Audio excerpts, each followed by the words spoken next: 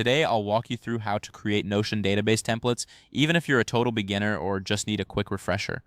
By the end of this guide, you'll know exactly how to set up your own database template so you can organize your information efficiently. Let's get started. First, open your Notion page.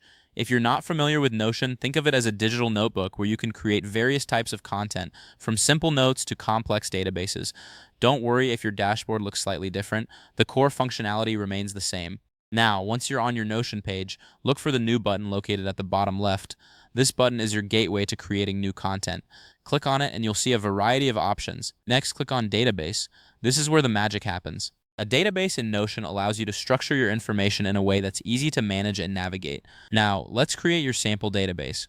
For this tutorial, I'll be setting up a database for books. You can customize this to fit your needs, whether it's for tracking projects, recipes, or anything else. Once your database is created, the first thing we want to do is rename the first column as Title. This column will hold the names of the books in your database. It's like the title page of a book, essential for identifying what's inside. Next, we need to add another column for the author. Click on Add Property to create this new column. Make sure to set it as a text type column. This will allow you to input the names of the authors without any restrictions. Now, let's add another column for genre. It's suggested to make this a select type column. This way you can categorize your books into different genres, making it easier to filter through them later. Following that, we'll create a column for the number of pages. This should be a number type column. This information is crucial for readers who want to know how long a book is before diving in. Lastly, we'll add another number type column for the amount. This could represent the price of the book. Edit the property to change the number format to USD or any currency you prefer.